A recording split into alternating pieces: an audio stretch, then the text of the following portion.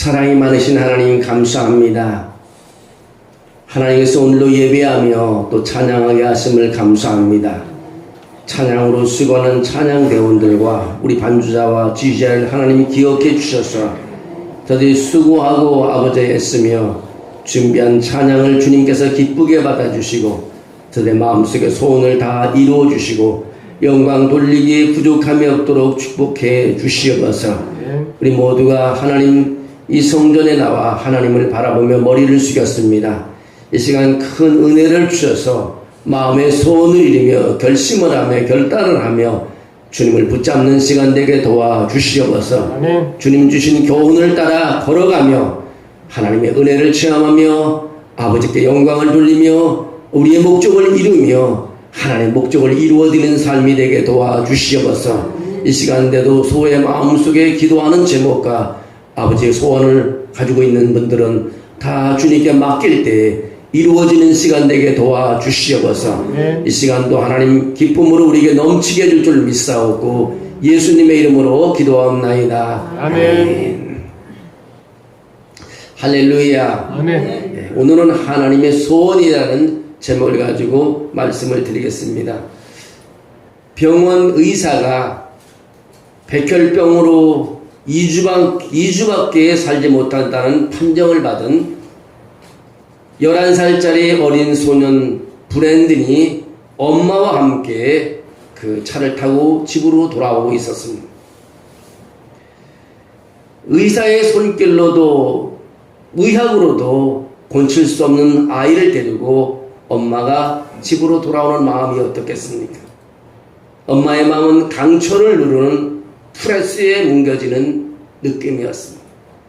이런 상황에서 세상을 떠난다는 것, 사랑하는 사람들과 영원히 이별한다는 것이 무엇인지 어린 소년 브랜드는 알 수 있을까 모르겠습니다. 아들에게 무엇인가 마지막으로 해주고 싶은 엄마의 마음속에 입을 열었습니다.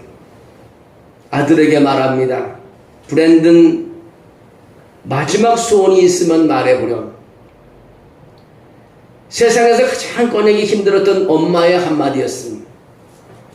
그때 브랜든이 창밖을 내다보면서 노숙자 캠프에서 밥을 못 먹고 아른거리는 사람들을 보게 됐습니다.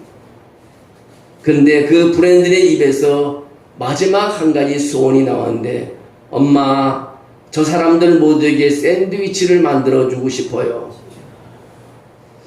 너무나도 천사 같은 말이었습니다. 듣는 사람 모두의 가슴을 아파했습니다. 아프게 했습니다. 그래서 인터넷 그 페이스북에다가 브랜든의 마지막 소원이라는 글을 올렸습니다. 수많은 사람들이 이 내용을 읽고 눈시울을 적셨습니다. 그 사연을 접한 한 대형마트에서 식사대를 무료로 보내주었고, 이웃 주민들은 하던 일을 뒤로 미루고 브랜든에게 달려왔습니다. 미국 전역에서 많은 사람들이 기부금을 보내왔습니다. 그렇게 작은 천사의 마지막 소원을 들어주기에 수많은 도움의 손길이 움직이기 시작했습니다.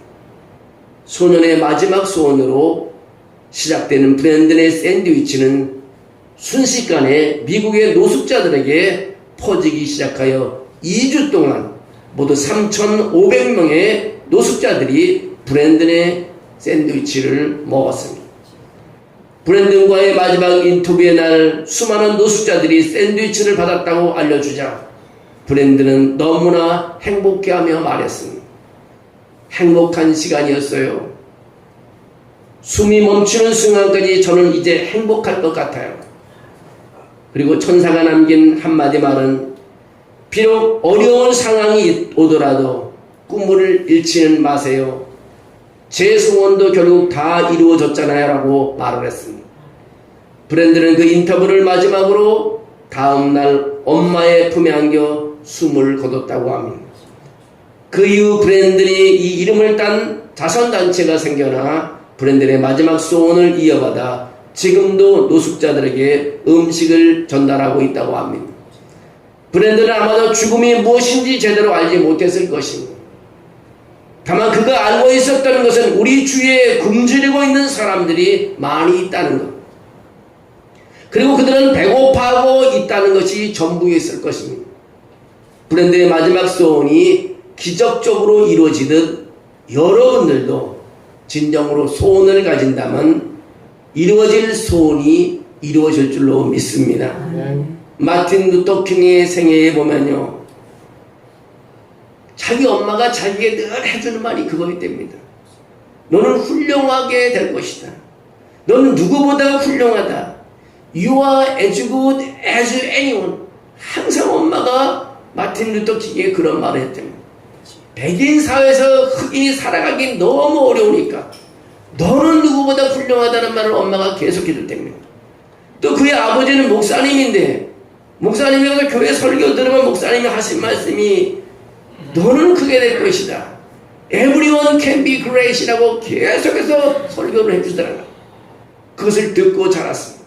그래서 그는 인종차별 철폐 운동으로 백인들에게 위협을 받으며 거주하는 집이 폭탄에 터져 그 위험에 당했지만 그는 그런 말을 남겼습니다. 여러분 기억하십시오. 내가 이게 인종차별 철폐 운동을 멈춘다고 이 운동이 멈춰주지 않습니다. 그것은 하나님이 이 운동에 함께하기 때문에 멈춰주지 않는다고 계속해서 그를 말하고 그의 결국 소원을 이루어갔습니다. 여러분 소원이 있습니까? 인생을 포기하지 않는 사람은 누구나 소원을 이룰 수 있습니다. 성경에서 엘리사는 엘리야의 영감을 갑절이나 받기를 원했습니다. 결국 이루어졌습니다. 솔로몬은 하나님께 지혜를 얻기를 원했습니다. 지혜를 얻었습니다. 야베스는 복 받기를 원했습니다. 그는 복을 받았습니다. 한나는 아이를 원했습니다. 결국 아이를 얻었습니다.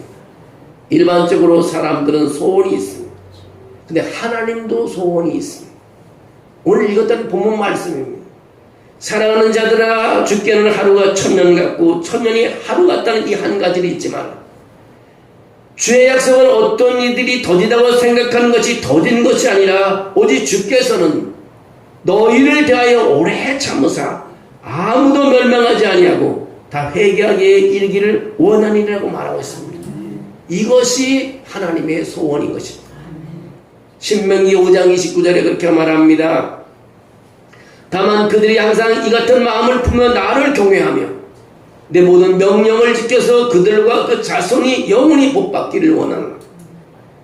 요한 3서 1장 2절에는 사랑하는 자여 내 영혼이 잘된 같이 내가 범사에 잘되고 강건하기를 내가 간구하노라 합니다.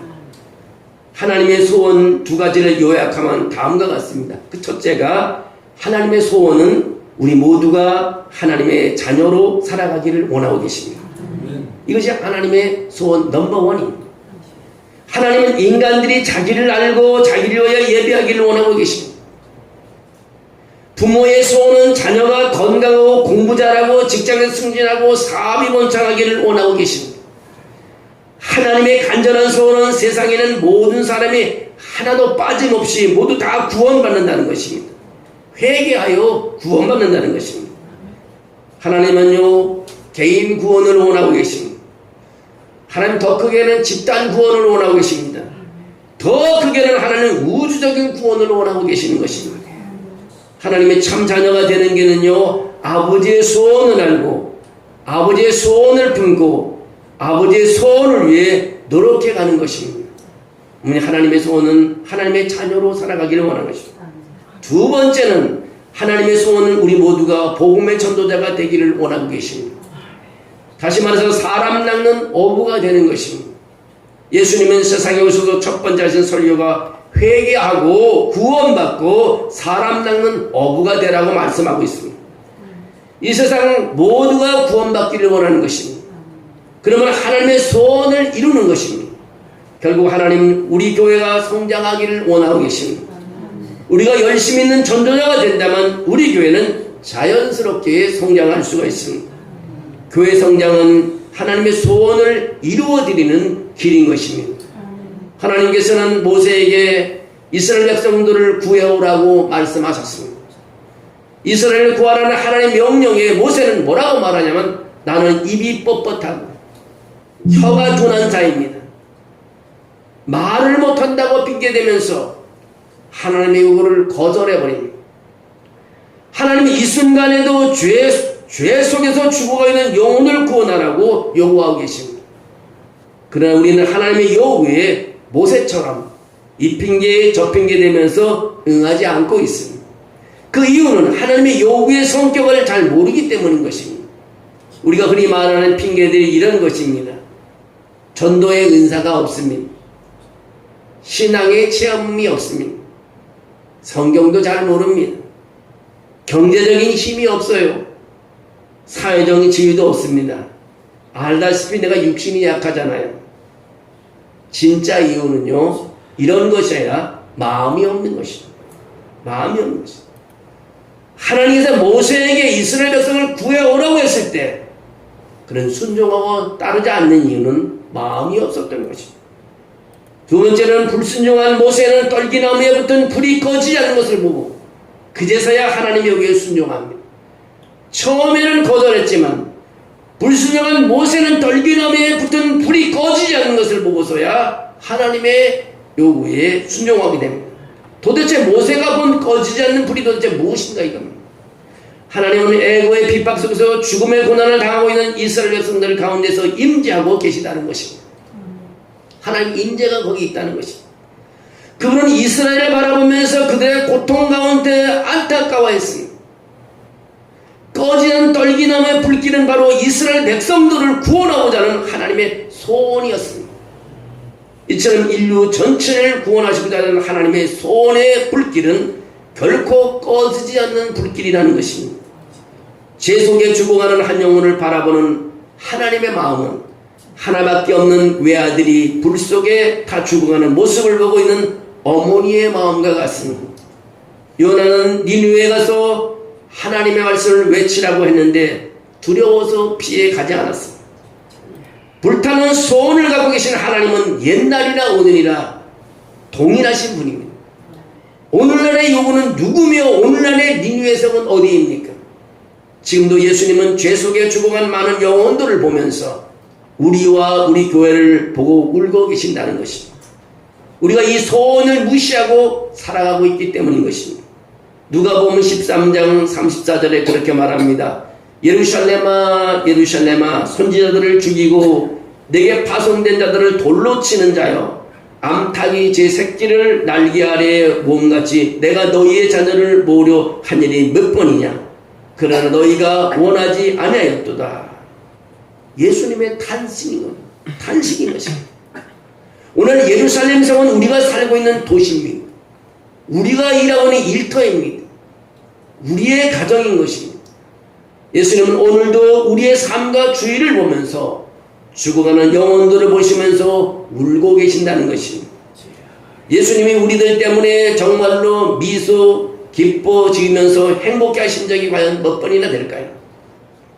현재 우리 세계 인구의 20에서 25%가 기독교인이라고 합니다. 그 중에서 예수님의 이름을 받은 자는 5%에 불과하다고 합니다. 하나님의 마음이 너무 불편하다는 것입니다. 하나님께서는 인류 전부를 구원하시기 위해 자신이 주실 수 있는 것, 하실 수 있는 것을 모든 것을 다 하셨습니다. 전 세계 인구가 80억 정도가 됩니다. 근데 그 중에 기독교 인구가, 진짜 기독교 인구가 25% 정도 됩니다. 예를 들어 어느 한 가정에 자녀가 20명이 있습니다. 집에 살고 있습니다. 근데 원치 않게도 자녀 19명이 암에 걸려 시한번 인생으로 살아갑니다. 그런 집을 가정해 볼 때 그 집 부모의 마음이 어떻겠습니까? 무슨 기쁨이 있고 무슨 행복이 있겠습니까?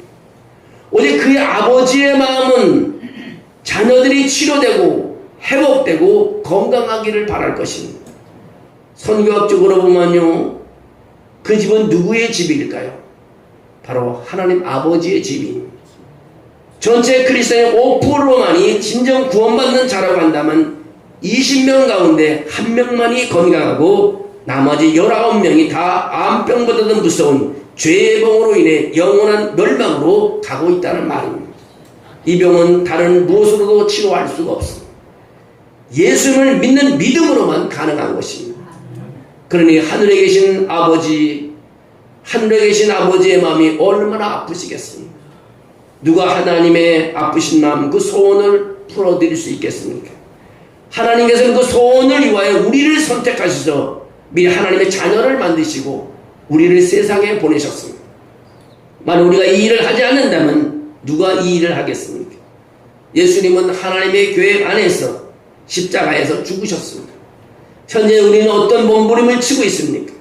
이제 우리는 하나님의 소원만 생각하며 몸부림치는 기도를 시작해야 합니다. 그리고 몸부림치는 전도를 해야 한다는 것입니다. 다른 생명을 구하기 위해서요, 내 생명이 부서지는 듯한 고통, 몸부림 없이는 불가능하다는 것입니다. 산모가 아이를 저절로 낳지 않습니다. 10달 동안 고생해야 합니다. 한 영혼을 구원하는 것은 한 아이가 세상에 태어난 것과 같습니다. 이 몸부림이 없이는 하나님을 아버지라 부를 수 있는 자격도 결코 가질 수가 없습니다. 다시 말씀드리면 우리가 전도하는 일, 교회가 성장해야 하는 이유가 무엇일까요? 하나님의 소원이기 때문에 그렇습니다. 하나님의 소원을 생각하며 울며 기도하는 교인이 생기면 교회는 성장할 수 있습니다. 그럼 구체적으로 어디를 어떻게 전도해야 합니까? 예수님께서는 예루살렘과 온 유대와 사마리아 땅까지 전하라고 말하고 있습니다. 4가지 영역을 말하고 있습니다. 사도행전 1장 8절에 오직 성령이 너에게 임하시면 너희가 권능을 받고 예루살렘과 온 유대와 사마리아 땅까지 이런 내 증인이 된다고 했습니다. 미션 1이 뭐냐? 예루살렘 선교라는 것입니다. 예루살렘 선교는 지역 선교, 동네 선교인 것입니다. 지역 선교를 하면 교회가 성장한다는 것입니다. 선교 영역의 4가지 중에 가장 중요한 선교가 예루살렘 선교, 지역 선교인 것입니다. 우리 교회가 예수님께 명한 마지막 명령에 순종한 교회가 되기를 원합니다. 그래서 우리 교회는 선교하는 교회가 돼야 합니다. 주님의 지상 명령 가운데 가장 귀중한 선교가 바로 지역 선교인 것입니다. 예루살렘 선교인 것입니다. 우리 지역을 복음하기 위해서 할 일이 너무나 많습니다. 때때로 한 명 성도가 1년에 한 명 전도하는 것입니다. 그걸 가지고 111 운동이라고 말합니다. 이것이 미션 1인 것입니다. 그런데 미션 2는 뭐냐면 유대 선교라는 것입니다. 국내 교회가 없는 지역에 복음을 전하고 교회를 세우고 교육자를 파송하고 교육자 생활비를 지원하는 것이 바로 2번째 미션입니다. 교회가 없는 마을에 교회를 세우고 전도하는 운동을 말합니다. 주님께서 예루살렘과 온 유대라고 했는데 유대는 국내 선교를 말합니다.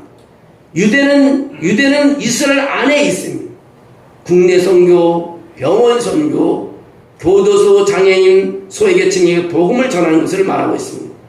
바로 미션 2는 112 운동이라고 말합니다. 1년 12달마다 선교비를 보내는 것을 말하고 있습니다. 그 다음 미션 3은 뭐냐? 사마리아 선교인 것입니다. 사마리아 선교는 해외 선교를 말하는 것입니다.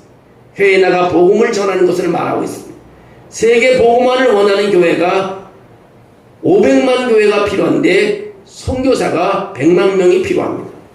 해외 선교를 책임지던 미국 선교력이 점점 약화됐습니다. 우리나라 선교력이 강화되고 있습니다.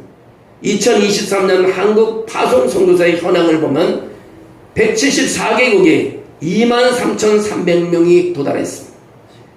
해외에서 계속 선교사를 파송하여 하나님의 소원을 이루어드리고 있습니다. 그 다음 미션 4는 뭐냐? 땅끝 선교인 것입니다. 땅끝 선교이라는 투쟁 선교라는 것입니다. 이건 전쟁입니다. 목숨이 위험합니다. 회교, 다른 종교를 만나 불교, 이슬람교, 공산권의 예수를 전하다가 추방되고 순교하는 것입니다. 이것이 땅끝 선교입니다. 이런 핍박 속에서 계속 복음을 전해야 합니다. 예수 그리스도의 마지막 명령은 우리의 최초 관심사가 되어야 합니다. 이것이 우리가 해야 할 일입니다. 교회가 해야 할 일은 우리 초미의 관심은 영혼 구원인 것입니다. 예수님은 말씀하셨습니다. 오직 성령이 너에게 임하시면 너희가 권능을 받고 예루살렘과 온 유대와 사마리아 땅까지는 내 증인이라고 말씀하고 있습니다. 예루살렘의 선교 다음에 유대 선교, 유대 선교 다음에 사마리아 선교라는 것이 아닙니다. 동시적인 선교가 필요하다는 것입니다. 우리는 해외 선교도 해야 되고 국내 선교도 해야 되고 동시적으로 하는 것입니다. 지역 선교 다음에 국내 선교라고 해외 선교라고 투쟁 선교가 아닙니다. 선교는 동시에 있어야 된다는 것입니다. 순차적인 것이 아니라 동시에 일어나는 것입니다. 무명의 진센돌프레의 제자가 말하기를 행복을 넘어 승리자라는 책자에 그런 글이 적혀 있습니다. 누군가 내 살을 베어보아라. 예수의 피가 솟구칠 것이다. 누군가 내 가슴을 열어보아라. 예수의 심장이 고동칠 것이다. 예수의 피, 예수의 심장 때문에 나는 아프리카로 선교지로 가노라. 이제 우리는 하나님의 소원을 알고 전도자가 세상 모든 사람들이 예수를 믿고 구원받는데 앞장서야 하는 것이 바로 우리의 할 일입니다. 그것은 바로 하나님의 소원을 이루어 드리기 위해서입니다. 여러분, 우리는 다 소원이 있습니다. 우리는 소원을 가지고 하나님께 기도합니다. 하나님도 우리에게 바라는 소원이 있습니다. 여러분, 하나님의 소원을 이루어드리는 삶이 될 때 여러분 행복한 삶이 될 것이고 하나님의 사랑받는 삶이 될 것이고 하나님이 주신 축복을 삶을 사는 사람이 될 줄로 믿습니다. 여러분과 우리 교회가 이런 축복을 받는 선교를 통해서 이런 축복을 받는 교회가 되기를 바랍니다. 하나님 감사합니다. 믿음을 통해서 하나님의 소원을 말하게 해주심을 감사합니다. 우리의 소원도 이루어야 되지만 하나님의 소원을 이루어드는 삶이 되게 도와주시옵소서. 우리가 자식된 돈으로 부모의 소원을 이루어줄 때가 있습니다. 부모는 자식의 소원을 이루어줍니다. 오늘 하나님의 소원을 이루어가는 삶이 바로 영혼을 구원하는 일인 것을 알게 도와주심을 감사합니다. 아버지, 이 일을 할도록 우리에게 힘을 주시고 우리에게 경제력을 허락해 주시고 우리에게 건강을 주시고 우리에게 지혜를 주시고 우리 모든 환경을 허락해 주셔서 하나님의 소원을 이루어드리는 우리의 삶이 되게 도와주시옵소서. 하나님이 그렇게 도와줄 줄로 믿습니다. 예수님의 이름으로 기도합나이다.